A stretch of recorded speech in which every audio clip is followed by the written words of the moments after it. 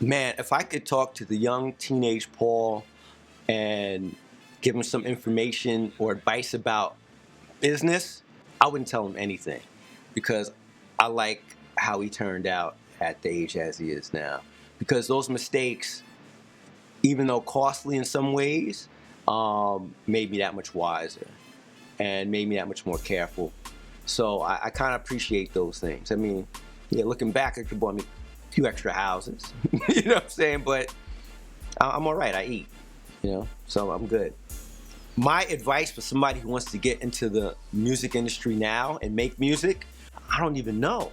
I couldn't give them no advice because my son defied my advice. my bit of advice, well, not advice, but my suggestion would be is to figure out what you can offer the music as opposed to what you can extract or take away from the music. Like people, I'm gonna make this record so I can get this and get this and get this, so your intentions are wrong.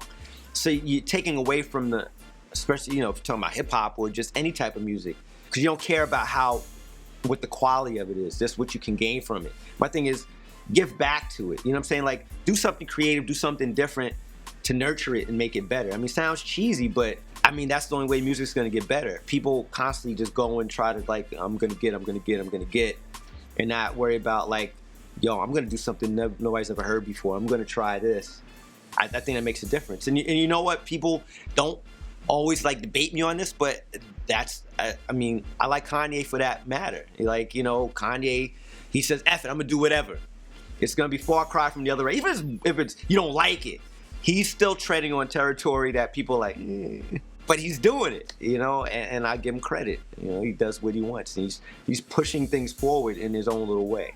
Yeah, my son is DJ P for real, and right now he is the DJ for Lil Uzi Vert. He's been spinning in Atlanta for, the last 5 years maybe.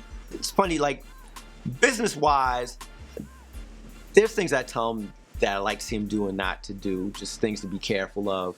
A lot of these he's actually seen on his own. He's been there from when I did the first Grave Digger record. But you gotta understand, my son's been around me forever. So what my kids kind of think what I do is normal. How come my picture is in the magazine? How come not? Because they just think it's normal business. They don't, and that's one thing I try to explain to my son. I was like, yo, what I do, and especially for how long I've been in this, it's very super duper rare and it's a blessing. So it doesn't come that easy. And I had to kind of remind him that, and which is kind of blowing up in my face, that you got to put the work in. It's the man hours. My thing is get your hands dirty. That's how you become dope in anything. His generation, which is the now generation, is fake it till you make it. And how my son did it is totally opposite of how it did it. I gave him some equipment. He put it in his room. It got dusty. His friends would come over and they go, yo, Paul, he DJs. All goes to school. Paul DJs. That's his name. He's Paul Jr. Paul, he DJs. Now they ask him to do a party. Now he got to actually practice and make himself good. So he practiced enough to make himself cool, but then he had to live up to the hype of who he was.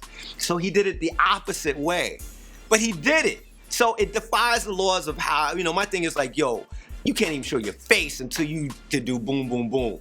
But he proved me wrong. And he DJs way more than I do. He's spinning all these spots in Atlanta. Yo, Dad, guess who I'm with right now? With Ludacris. I'm opening up for him. Blah, blah, blah. I'm like, what? Yeah, I'm on tour, Dad. I'm on blah, blah, blah. So he did it. And now he put in enough man hours that he's actually really good. He did it just the opposite. So my advice I have for him, it didn't mean nothing. He found a new way to get around it.